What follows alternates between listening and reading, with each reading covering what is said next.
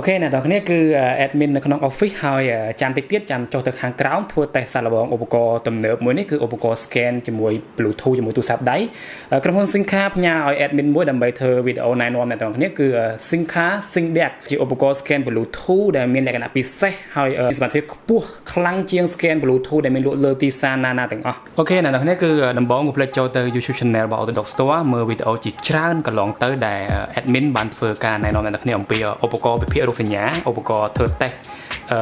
សម្ភារៈជាច្រើនបម្រើឧស្សាហកម្មជួសជុលរថយន្តជាពិសេសពួក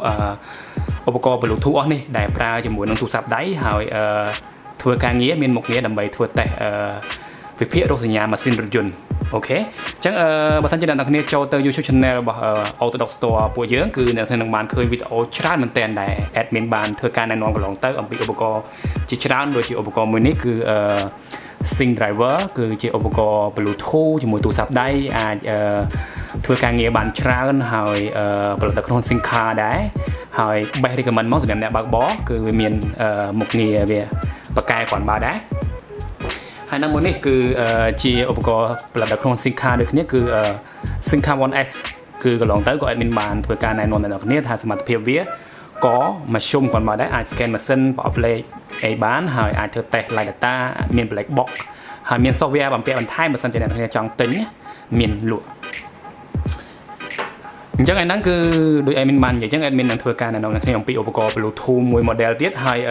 មកដល់ឆ្នាំ2021នេះគឺ model នេះមិនមែនជា model ថ្មីទេគឺវាចេញតាំងពីឆ្នាំ2020គឺ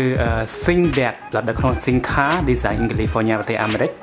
គឺជាឧបករណ៍ scan Bluetooth ដែលមានសមត្ថភាពខ្ពស់មែនទែនគឺអញ្ចឹង admin unbox ឲ្យអ្នកនរគ្នាឃើញគឺយើង unbox វាមកហើយមើលនៅខាងក្នុងហ្នឹងមានអីគេខ្លះអញ្ចឹងបន្ទាប់ពី unbox ហ្នឹង admin នឹងណែនាំអ្នកគ្នាអំពីរបៀបប្រើប្រាស់ការបង្កើត account មុននឹងប្រើប្រាស់ហើយនឹងចុះទៅខាងក្រោមគឺទៅ garage ដើម្បីធ្វើ test ឧបករណ៍មួយហ្នឹងឲ្យអ្នកគ្នាបានឃើញនៅខាងក្នុងហ្នឹងគឺមានសភៅប្រើប្រាស់គឺនឹងaccount គឺលេខកូដរបស់ឧបករណ៍ serial number និង activation code គឺតម្រូវឲ្យអ្នកនរគ្នាបង្កើត account ហើយបំពេញ activation code ហ្នឹងទៅក្នុង account អ្នកនរគ្នាទើបអាចប្រើប្រាស់វាបាននៅខាងក្នុងហ្នឹងអ្នកនរឃើញគឺទំហំវាគឺធំជាង Bluetooth ទូទៅធម្មតាហើយលក្ខណៈពិសេសរបស់វាហ្នឹងគឺ admin នឹងធ្វើការណែនាំអ្នកគ្នានៅក្នុងវីដេអូមួយហ្នឹងអ្នកនរគ្នាគឺទី1ដើម្បីប្រើប្រាស់ ThinkDiag ហ្នឹងគឺងាយគឺអ្នកនឹងត្រូវ download យក app នៅលើ Android ឬក៏ Apple Store គឺវាយពាក្យ ThinkDiag ទៅហើយអ្នកនឹងបាន download មកបាន app ប្រើប្រាស់ app ThinkDiag ហ្នឹងដោយ admin បាន download ចឹងប៉ុន្តែមុននឹងចូលមកកន្លែងនេះបានគឺអ្នកនរគ្នាត្រូវតែមាន email account ចឹងគឺត្រូវបង្កើត email ឧទាហរណ៍ដូចជានៅក្នុងវីដេអូហ្នឹងគឺ admin បង្កើត email មួយសម្រាប់ប្រើប្រាស់វាតែម្ដងឬក៏ប្រើ email ផ្ទាល់ខ្លួនបានដែរអ្នកគ្នាអាចប្រើ email របស់អ្នកនរគ្នា email ផ្ទាល់ខ្លួនដើម្បីបង្កើត account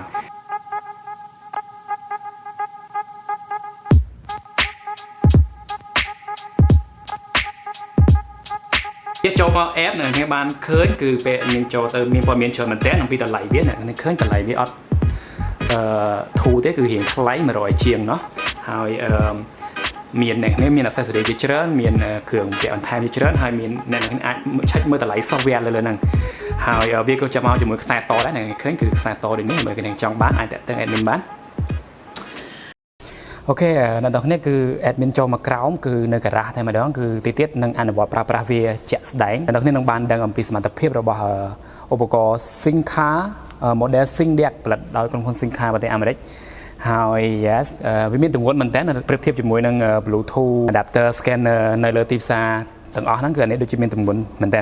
តាម admin ដែលធ្លាប់បានប្រើប្រាស់កន្លងទៅច្រើនមែនតើហើយ model ហ្នឹងធំមែនតើអ្នកបានឃើញដោយសារប្រហែលជា board វានៅខាងហ្នឹងធំមែនតើហើយបើសិនជា admin និយាយប្រហែលជាអ្នកខ្លះអាចអត់ជឿទេថា ThinkDiag អា model នេះឃើញមកប៉ុណ្ណឹងមែនណាប្រើមួយទូរស័ព្ទដៃមែនប៉ុន្តែសមត្ថភាពវាគឺខ្ពស់មែនតើ admin អាចនិយាយបានថាអាចសមត្ថភាពវាអាចស្ទើរតែស្មើនឹង scan professional មួយចំនួនដែលតម្លៃចាប់ពី400 500 600ទៅ800អាចប្រហែលជាមួយនឹង scan ទាំងអស់ហ្នឹងគឺ ThinkDiag ហ្នឹងណាក្រុមហ៊ុន SIM card ផលិត model ThinkDiag នេះមួយឆ្នាំមកហើយ special មែនតើអ្នកនរគ្នា admin នឹងអនុវត្តជាក់ស្ដែងឆាប់គឺមកជាមួយសមត្ថភាពគឺ full system អាច scan បានគ្រប់ប្រព័ន្ធរថយន្តទំនើប hybrid ម៉ាស៊ីនប្រអប់លេខ ABS VSC traction control ប្រព័ន្ធ suspension ផ្សេងៗឡើងរថយន្តទំនើបសប្តាហ៍ថ្ងៃដែលមានប្រព័ន្ធទំនើប electronic ទំនើបគឺវាអាច scan បានគឺវាអាច scan បានណាប្រាប់កំហុសបាន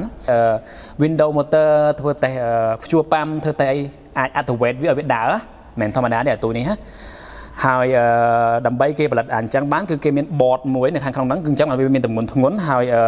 software ទាំងអស់គឺក្រុមហ៊ុនSinca អាច store នៅលើ cloud អញ្ចឹងអ្នកនរគ្នាពេលដែលប្រើវាដោយ admin បានប្រាប់នៅដើមវីដេអូហ្នឹងអញ្ចឹងគឺយើងត្រូវបង្កើត account យើង download app ហើយយើងមាន account ហើយយើងចូលទៅក្នុង account គឺយើងក្រុមហ៊ុននឹងអនុញ្ញាតឲ្យអ្នកនរគ្នា download យក software ដូចនេះគឺ admin បើកមើលគឺ software គ្រប់ Mac គ្រប់ model គឺនៅលើដៃ admin អ្នកនរគ្នាឃើញគឺគ្រប់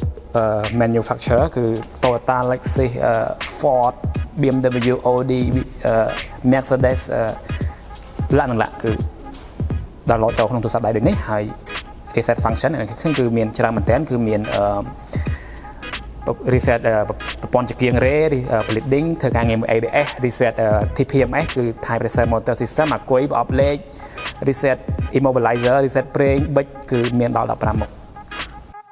អូខេហើយដើម្បីប្រើប្រាស់គឺងាយមែនតើគឺ admin យក ThinkDiag ហ្នឹងទៅដោតទៅឆ្នុក OBD2 របស់ម៉ាស៊ីនគឺតែងតែនៅក្រោមចង្កូតនៅក្រោម dashboard គឺដោតចូលមកដោតឆ្នុក OBD2 របស់ម៉ាស៊ីនរថយន្តគឺដោតអញ្ចឹងដោតឆ្នុកThinkDiag ទៅក្នុង OBD2 port ហើយយើងបើក sound on គឺកុំអាបច្ចេកសិនក៏បានដែរហើយយើងចាប់ផ្ដើមប្រើទូរស័ព្ទភ្ជាប់ Bluetooth ជាមួយនឹងឆ្នុកThinkDiag ហ្នឹងចាប់ផ្ដើមធ្វើការអូខេអ្នកនរភ្ជាប់រួចរាល់គឺ admin ជ្រើសរើសយករថយន្ត hybrid មកដោយសារវាមានប្រព័ន្ធ electronic ជាច្រើនដូចជាប្រព័ន្ធម៉ាស៊ីនប្រអប់លេខប្រព័ន្ធ ABS VSC ប្រព័ន្ធ electronic power motor steering គឺប្រព័ន្ធចង្កូត electronic ហើយនិងជាពិសេសប្រព័ន្ធ hybrid អញ្ចឹងឡាននេះគឺជាឡានដែលមានប្រព័ន្ធ electronic ច្រើនគឺយើងអាចធ្វើតេស្តសាកល្បងសមត្ថភាពវាងាយអញ្ចឹង admin ដោតវាចូលទៅក្នុង OBD2 រួចរាល់ហើយចូលទៅ app ThinkDiag ហើយ make sure ត្រូវច្បាស់ថាទូរស័ព្ទនឹងបើក Bluetooth អញ្ចឹង admin ចុចលើ Live Bluetooth ហ្នឹងទូរស័ព្ទនឹងភ្ជាប់លឿនមែនតើអ្នកបានឃើញគឺការភ្ជាប់ទំនាក់ទំនងរវាង module វិទ្យារបស់ម៉ាស៊ីនដោយតាមរយៈ ThinkDiag ហើយមកទូរស័ព្ទដៃអញ្ចឹងមើលនៅលើទូរស័ព្ទដៃគឺ admin មាន OBD function គឺ free អ្នកនរអាចទិញ ThinkDiag មកគឺប្រើ OBD បានរហូតតែម្ដងហើយមាន all system diagnostic នោះគឺពេល admin ចូលទៅ all system diagnostic គឺមានរថយន្តគ្រប់ Mac តែម្ដងដោយសារដោយ admin បាននិយាយគឺក្រុមហ៊ុន Sinca ក៏ដោយ admin ហើយគាត់បញ្ចូលកម្មវិធីពិសេសឲ្យទាំងអស់ហើយ free ដល់2ឆ្នាំនេះនោះអញ្ចឹងមកសម្រាប់អ្នកទាំងអស់គ្នាអ្នកគ្នាអាចទិញមកហើយអ្នកគ្នាអាច register account ហើយនឹងត្រូវទិញ software មួយចំនួនបើអ្នកគ្នាចង់បាន software ទាំងអស់គឺក្រុមហ៊ុន Sinca មានលក់ដែរដោយ admin ប្រាប់លើវីដេអូហ្នឹងគឺតម្លៃវា100ជាងអ្នកគ្នាអាច pay មួយឆ្នាំណាអញ្ចឹងឧបករណ៍តម្លៃផ្សេងហើយនិង software តម្លៃផ្សេងឧទាហរណ៍ admin ចូលមកកន្លែងហ្នឹងគឺកុំឲ្យពិបាករកគឺ admin search រក Toyota គឺដោយសាររថយន្តហ្នឹងគឺរថយន្ត Toyota អញ្ចឹង admin ចូលទៅ Toyota និង Lexus មួយនេះអូខេអ្នកឃើញគឺវា load មកដូចឧបករណ៍មួយចំនួន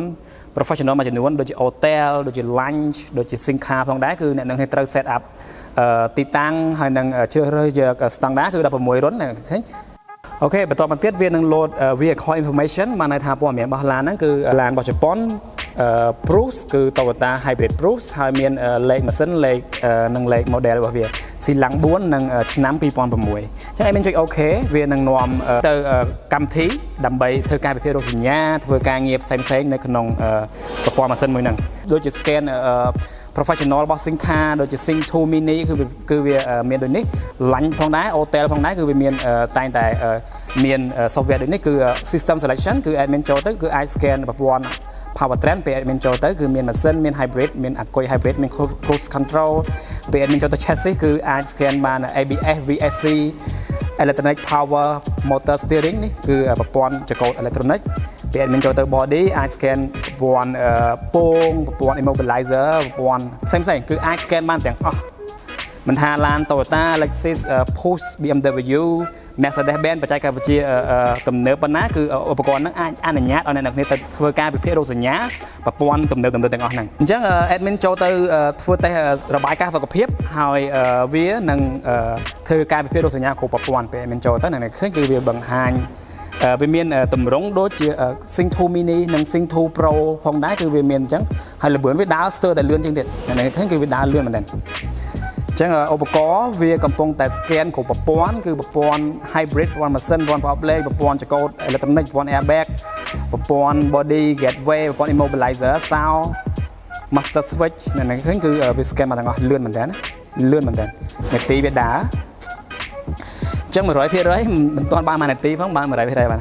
ចឹងដើរលឿនមែនតើគឺអញ្ចឹងនៅឃើញគឺជារបាយការណ៍គឺscan បានគ្រប់ប្រព័ន្ធហើយមាន abnormal ហ្នឹងបានន័យថាបញ្ហាហ្នឹងដល់ទៅ3ដែរឡានហ្នឹងគឺម្ចាស់ឡានប្រាប់ថាគាត់ធ្លាប់ជួសជុលអាគុយ hybrid ហើយអាគុយ hybrid ដូចជាអត់ទាន់ស្រួលអញ្ចឹងវាលោតមកនេះលេខកូដ P3000 បានន័យថា battery control system មានបញ្ហាអញ្ចឹង admin អាចចុច report របាយការណ៍ហ្នឹងឃើញគឺវានឹង save ជាទិន្នន័យជាអាចឲ្យអ្នកគ្នាផ្ញើទិន្នន័យបានន័យថារបាយការណ៍នៃការវិភាគរោគសញ្ញាហ្នឹងទៅតាម social media ផងដែរទំនើបមែនតើអញ្ចឹងបន្ទាប់ទៀតគឺ admin នឹងបញ្ឆេះរថយន្តហើយនឹងធ្វើ test live ទិន្នន័យ data ប្រព័ន្ធម៉ាស៊ីនជាពិសេសប្រព័ន្ធ hybrid ហ្នឹងឃើញផងដែរគឺ admin ចូលទៅ HV battery អូខេចូលទៅ live data នេះបានឃើញនេះឃើញគឺ data stream យ៉ាគឺវា load មកគឺដូចដែលអ្នកគ្នាបានឃើញនៅលើហ្នឹងអញ្ចឹងគឺអ្នកគ្នាអាចមើលប្រទេសអាគុយនីមួយៗជាឧទាហរណ៍ជាក់ស្ដែងគឺ admin ចូលទៅប្រទេសអាគុយទី1ទី2ទី3ហ្នឹងរហូតដល់ប្រទេសអាគុយច្រើនមែនតើគឺមាន10ប្រទេសជាងដូចអ្នកគ្នាបានដឹងអំពីប្រព័ន្ធ hybrid អញ្ចឹងមាន14ប្រទេសគេអ្នកនរគ្នាគឺ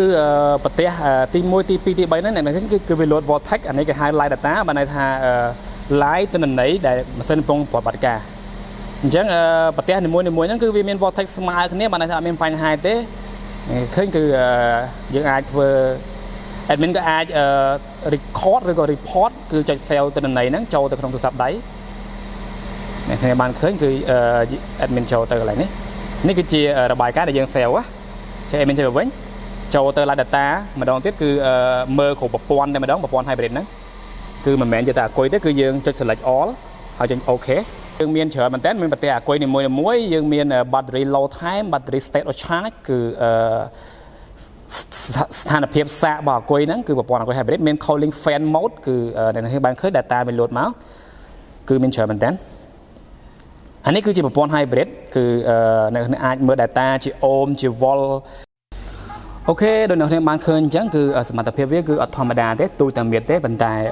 ធ្វើការងារបានច្រើនមែនតើអញ្ចឹង admin អត់ recommend ទេសម្រាប់អ្នកបើកបរដោយសារ software វាថ្លៃហើយអាមួយនេះគឺគេធ្វើឡើងសម្រាប់ diagnostic professional សម្រាប់អ្នកបច្ចេកទេស